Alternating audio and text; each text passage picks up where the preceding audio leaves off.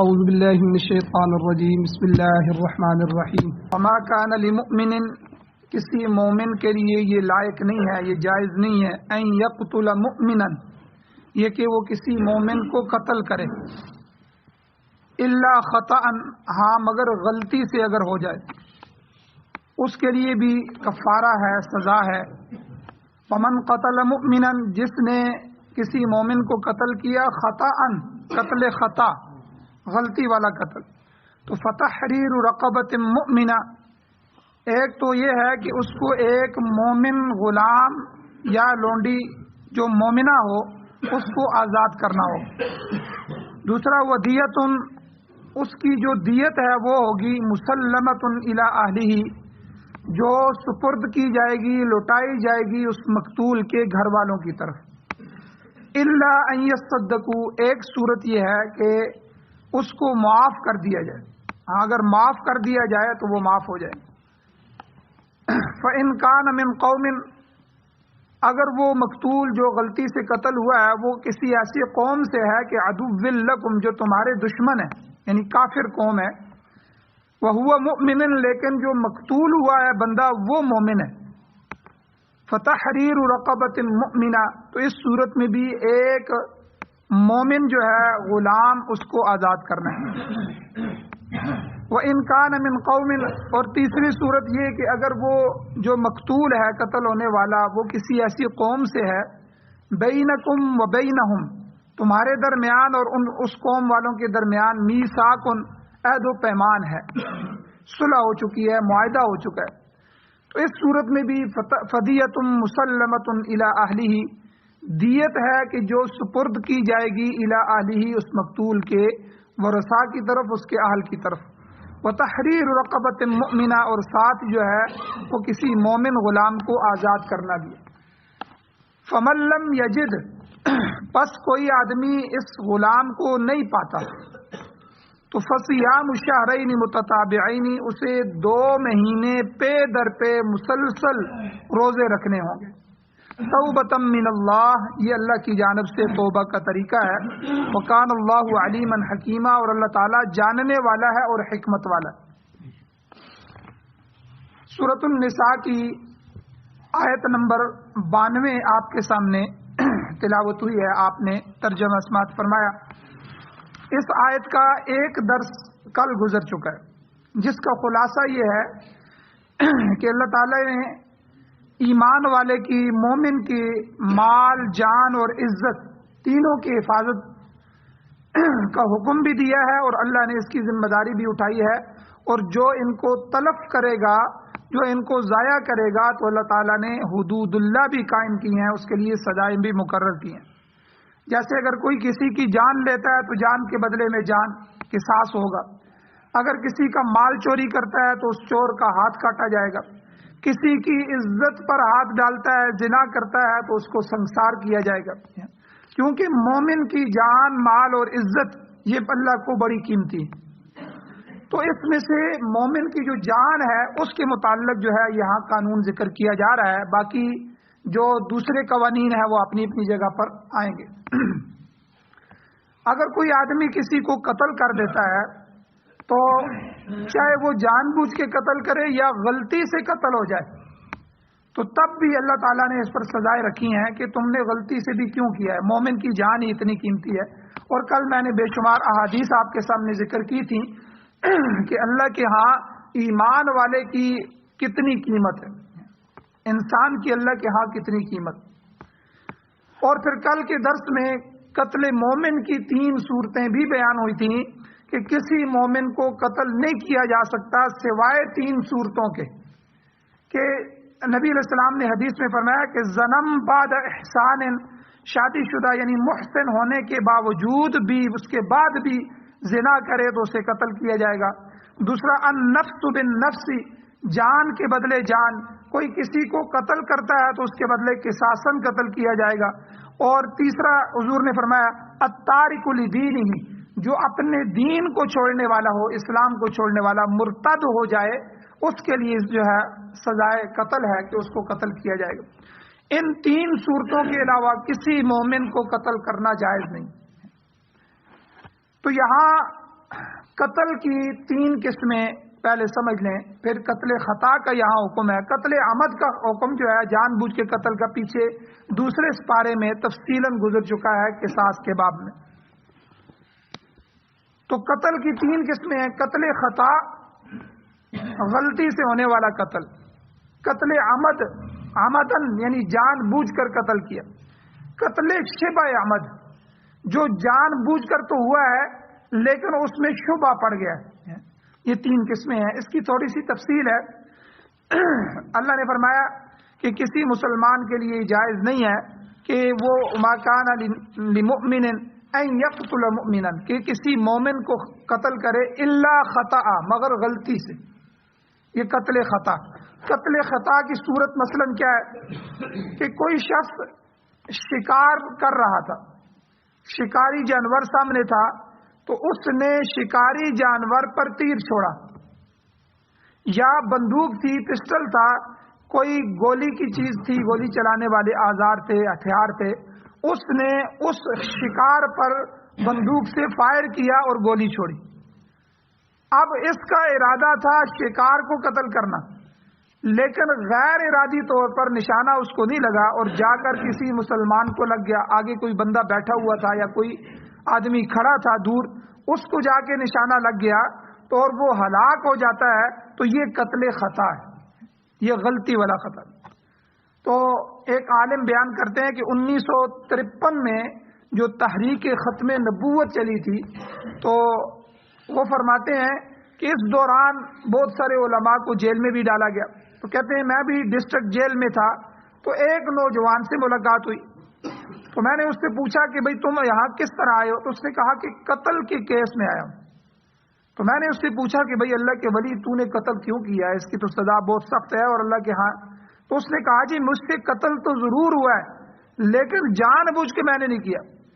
تو پھر اس نے واقعہ سنایا۔ وہ عالم فرماتے ہیں کہ کہتا ہے میں نے ایک گڑھے کے کنارے پر بیٹھے ہوئے ایک کبوتر کو بندوق سے نشانہ بنایا، ان کا شکار کر رہا تھا تو ایک گڑھا تھا، گڑھے کے کنارے پر کبوتر بیٹھا ہوا تھا، تو میرے علم میں نہیں تھا کہ اس گڑھے میں کوئی آدمی رفع حاجت کے لیے بیٹھا ہوا ہے، وہ پیشاب پخانے کے لیے وہاں بیٹھا ہوا ہے۔ جو ہی میں نے گولی چلائی تو گڑھے میں موجود آدمی اٹھ کھڑا ہوا اور کبوتر کو گولی لگنے کی بجائے اس آدمی کو جا کے لگی اور وہ ہلاک ہو گیا۔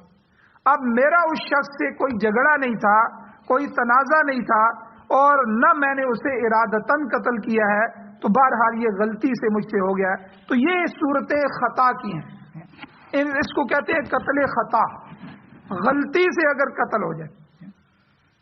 تو اس آیت میں قتل خطا کا ذکر، اور دوسری صورت قتل عمد ہے۔ قتل عمد عمدن یعنی جان بوجھ کے کیا ہوا قتل۔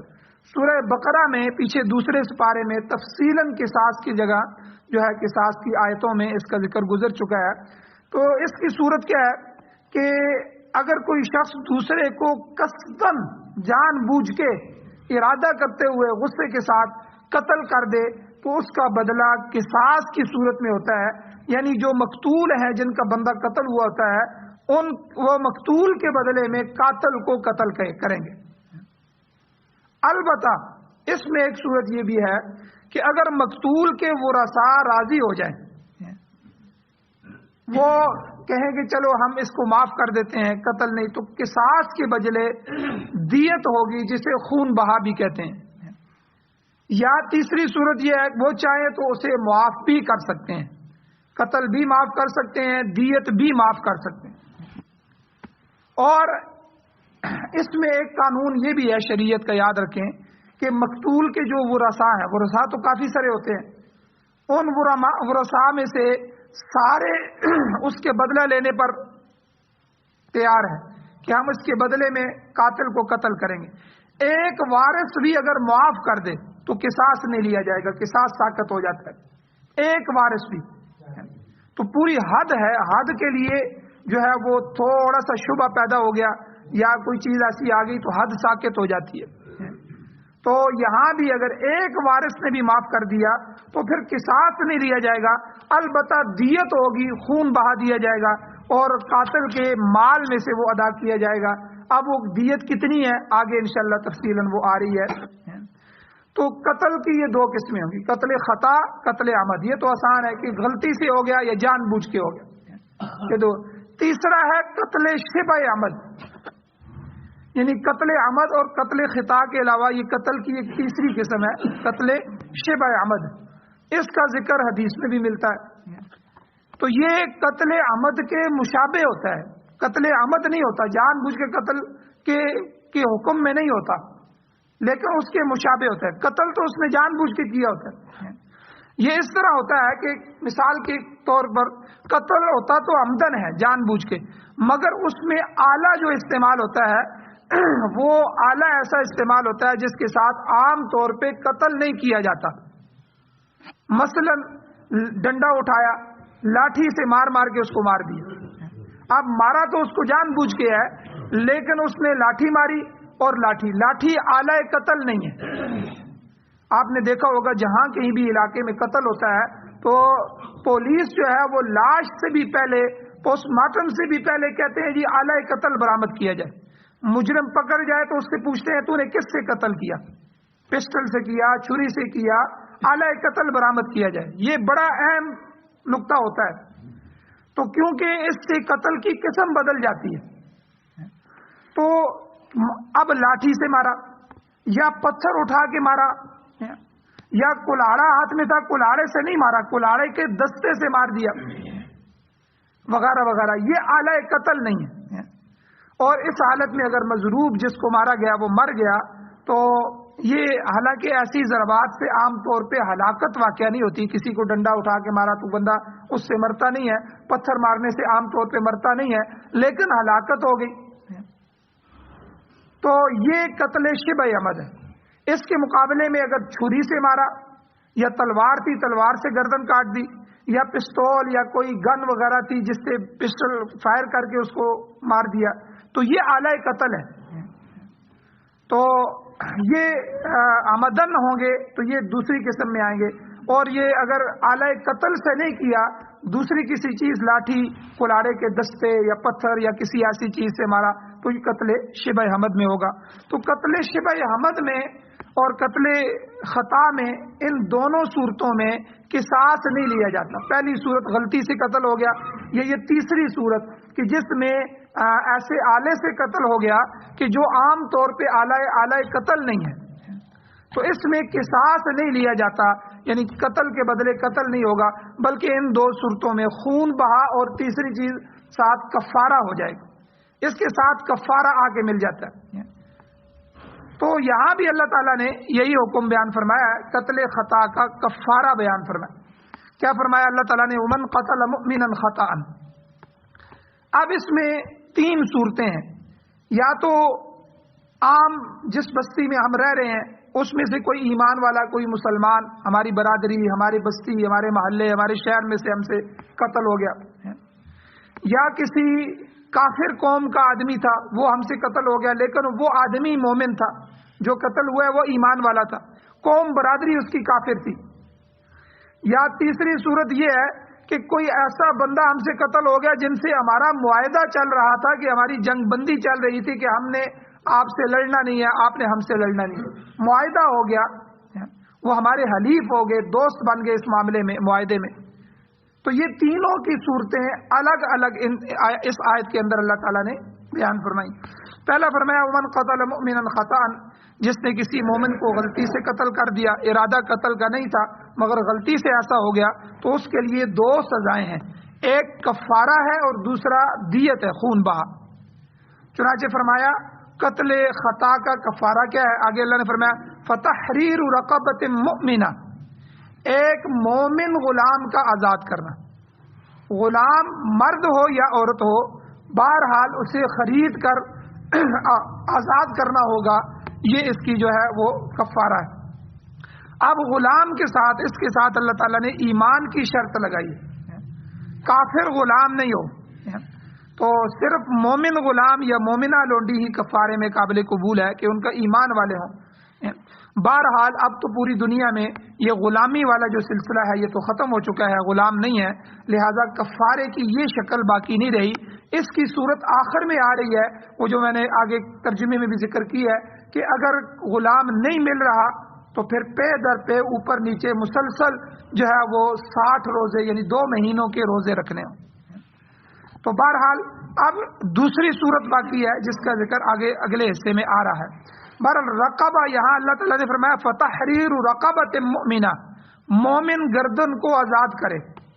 تو گردن یہاں رقبہ اصل میں گردن کو کہتے ہیں، گردن آزاد کرنے سے مراد غلام یا لونڈی کو آزاد کرنا ہے، یہاں غلام اور لونڈی گردن سے مراد۔ اب کفارہ یعنی غلام کی آزادی، یاد رکھیں یہ اللہ کا حق ہے، یہ حقوق اللہ میں آ جاتا ہے، کیونکہ یہ غلام خریدیں گے آزاد کریں گے، یہ اللہ تعالیٰ نے حکم دیا، اللہ کا حق۔ اب مقتول کے وارثوں کا حق دیت ہے، مقتول جس کا قتل ہوا ہے اس کے وارثوں کو پیسے دیے جائیں گے، دیت دی جائے گی۔ اس کے بارے میں اللہ نے پھر دوسری چیز اس کو فرمایا، اگر غلطی سے قتل ہو گیا، ایک تو فتحریر رقبۃ مؤمنہ، مومن غلام آزاد کرنا ہے، یہ کفارہ، اور دوسرا کیا ہے دیت مسلمۃ الی اہلہ، کہ مقتول کے گھر والوں کو نقدی یا مال کی صورت میں دیت سپرد کی جائے گی، دیت دی جائے گی۔ اب دیت کتنی ہے، قتل کے بدلے میں کتنی دیت دی جائے گی؟ اگر آپ نقدی کی صورت میں دے رہے ہیں تو 1000 دینار، یہ سونے کا سکہ ہوتا تھا دینار، 1000 دینار بڑی رقم ہے، اور اگر درم ہے چاندی کا تو 10,000 درم جو ہے نا، یہ مال کی صورت میں ہے، نقدی کی صورت میں۔ اگر نقد دینے ہیں تو 1000 سونے کا سکہ، درم دینار، اور جو ہے 10,000 درم ہے چاندی کا سکہ۔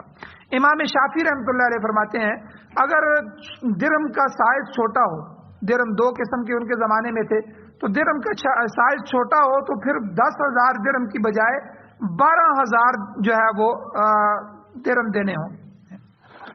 اور اگر دیت کے طور پر مال دینا ہے، نقدی نہیں دینی، مال دینا ہے آپ نے، تو اس کی مقررہ مقدار اسلام میں 100 اونٹ ہے، 100 اونٹ دیت ہے۔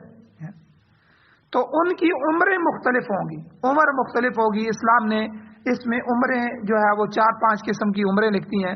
حضرت عبداللہ ابن مسعود رضی اللہ تعالیٰ عنہ کی حدیث موجود ہے، ان کے مطابق جو 100 اونٹ دینے ہیں ان کی تفصیل کیا ہے کہ 20-20 اونٹ مختلف عمروں کے ہوں گے۔ مثلا نمبر 1 اس کو کہتے ہیں جزع، جزع کہتے ہیں 4 سے لے کر 5 سال تک کا اونٹ، یہ 20 اونٹ جزع ہوں گے۔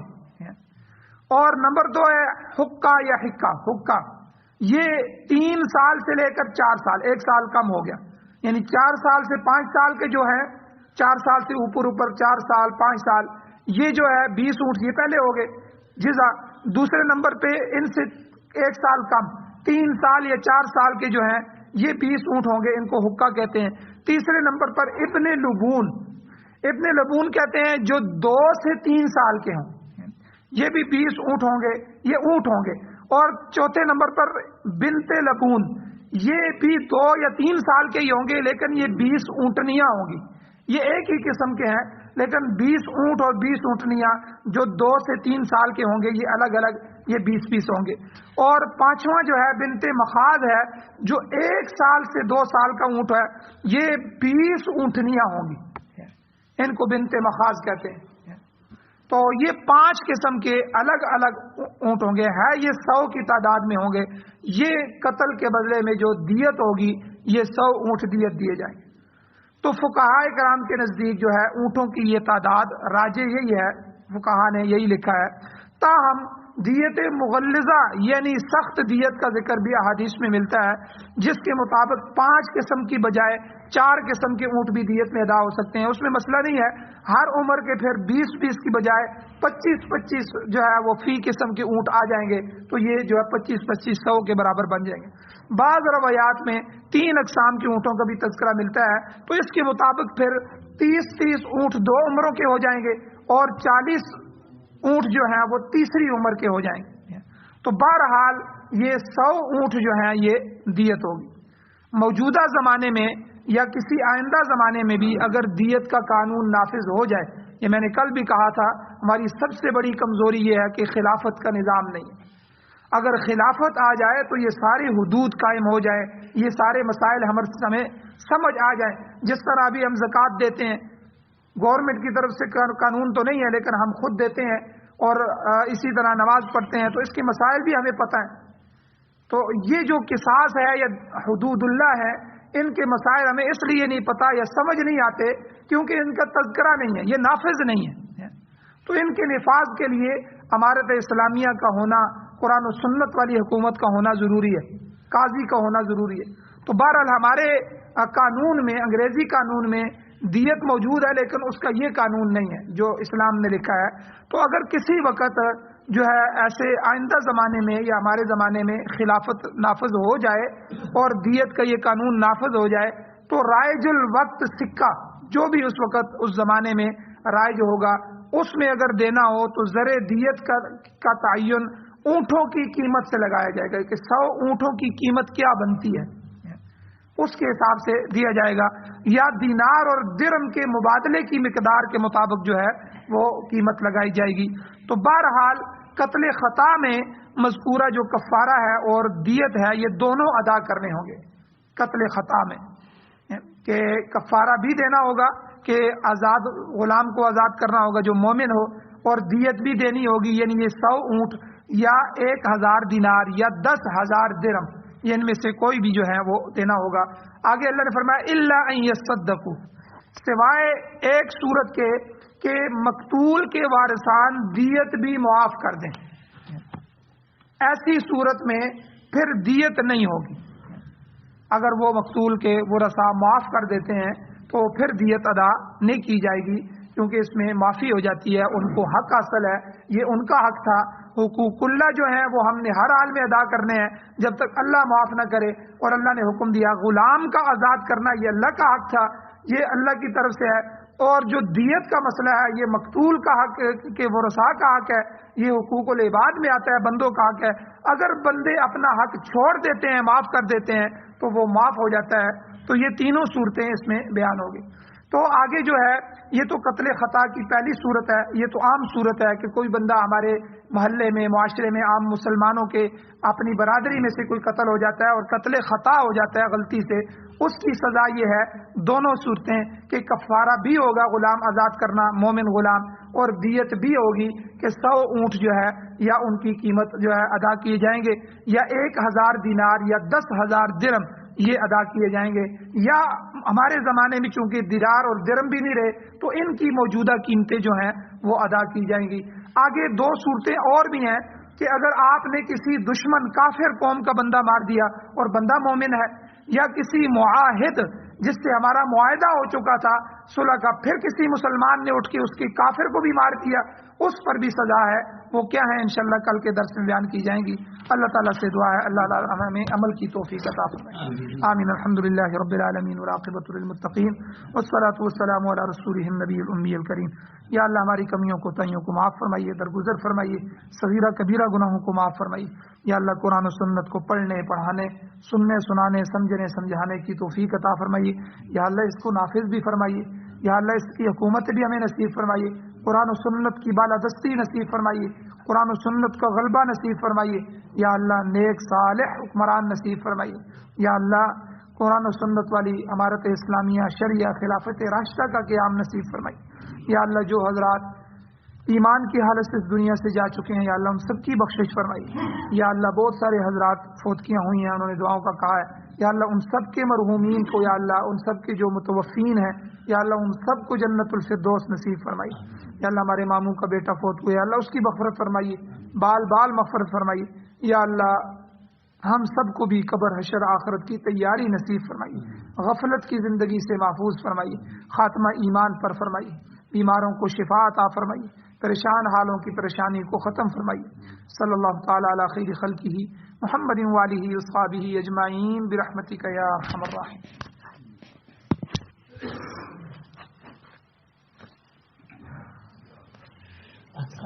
ٹھیک